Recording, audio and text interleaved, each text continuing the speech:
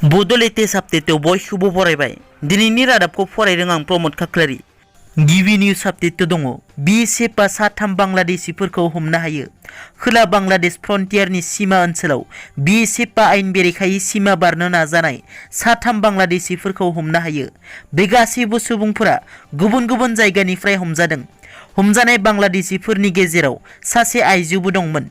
भारतनि इन्टारनेशनेल सीमा बारनानै बांलादेशआव थांनाय समाव हमजादों हमजानाय आइजोखौ 99 बेटेलियन इन्टारनेशनेल सीमा बारनाय समावनो हमना मोनो आरो पुलिसनि आखायाव गथायना होयो हमजानाय आइजोखौ नाजिमा खातुन होननानै मिथिहोदों सोंथि खालामनायाव मिथिनो मोननाय जायोदि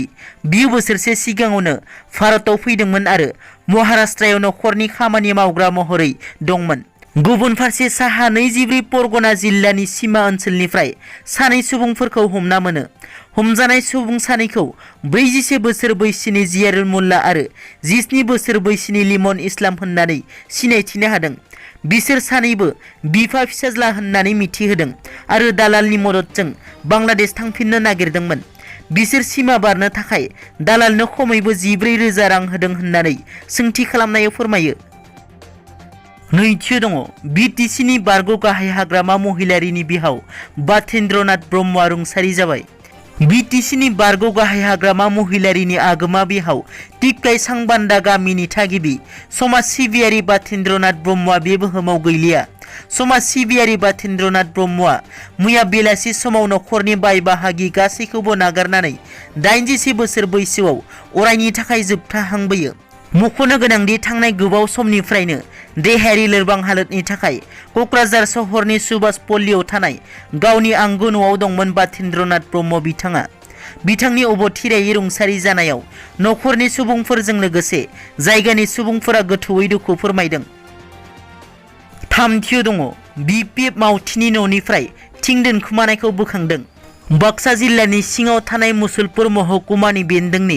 बरमा पुलिस थानानि आवथायाव गोग्लैनाय कदमतला गामिनि BPFनि मावथिफोरनि न'निफ्राय थांनाय 24 जुन खालि माखासे थिंफोर दोनखोमानानै दोननायखौ रायजोफोरा बोखांनो हानाय खौराङा सोराङाव फैदों मिथिनो मोननाय बादिब्ला सरकारनिफ्राय सफैनाय थिंफोरखौ BPFनि मावथि सन्जीब बर्मननि न'आव गं 48 आरो भगबान बर्मननि न'आव गं 77 थिंफोरखौ दोनखोमानाय थासारियाव गामिनि रायजो राजाफोरनि मददजों culture VCDC chairman Indreshwar Rabha आरो मुसलपुर ब्लक UPF लाइमोन हान्जानि आफादगिरि बुद्ध दैमारिनि दैदेननायाव गासै गं 125 थिंफोरखौ बोखांनो हादोंमोन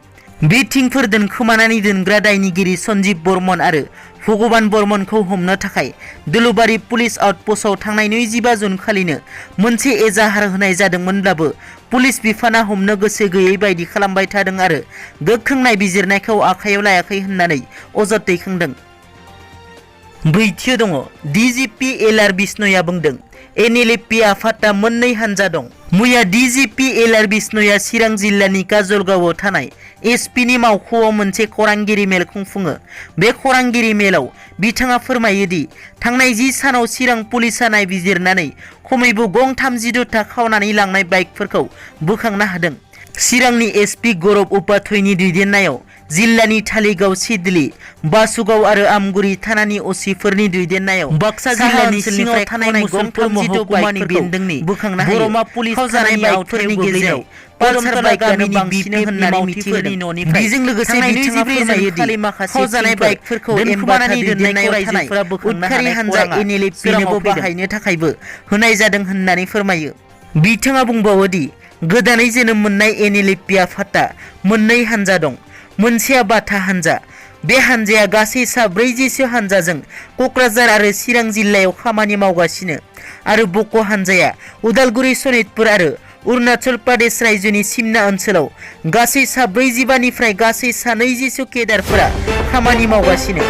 बाखि 25 केडारा बावैसो हमजाबाय उदालगुरि जिल्लायाव नाथाय बे मोननै हानजानि थार थावनियाव खामानि मावनाय आरो थार केडारनि अनजिमाखौबो फोरमायनो गोब्राब होननाबो फोरमायदों LR बिष्णोया